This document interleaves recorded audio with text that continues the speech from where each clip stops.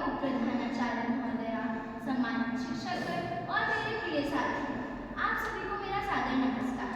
मैं वैष्णवी गुप्ता, कक्षा 9वीं से।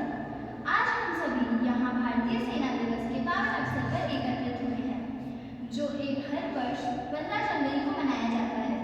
यह दिन हमारे देश के उन वीर सैनिकों को सम्मान देने का दिन है, जो अपने जीवन से पहले देश को रखते हैं और हर परिस्थिति में भारत की रक्षा करते हैं।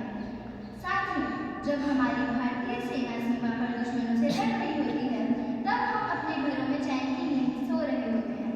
जब हम सुरक्षित वातावरण में पढ़ाई करते हैं, तब हमारे सैनिक कठिन परिस्थितियों में देश की रक्षा कर रहे होते हैं।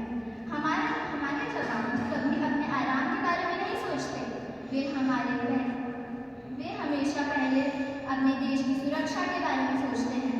यही है भारतीय सेना की सच्ची पहचान। भारतीय सेना का जीवन मंत्र है, सेवा पहले स्वयं बाद। हमारे सैनिक अपने परिवार, सुख सुविधाओं और यहाँ तक कि अपने प्राणों को भी देश पर न्यौछावर करने के लिए तैयार रहते हैं।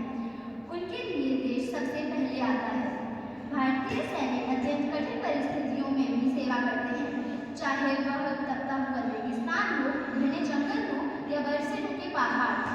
सियाचिन ग्लेशियर जैसे क्षेत्रों में जहाँ तापमान शून्य से बहुत नीचे चला जाता है, वहाँ भी हमारे जवान पूरे साहस और हिम्मत के साथ तैनात रहते हैं। यह उनके अदम्य साहस और देशभक्ति का प्रमाण है।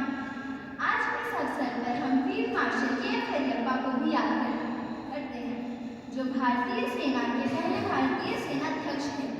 उन्होंने भारतीय सेना को अनुशासन, साहस और निष्ठा की मजबूत नींव दी। उनका जीवन हमें सिखाता है कि सच्ची देशभक्ति शब्दों से नहीं, बल्कि कर्मों से दिखाई देती है।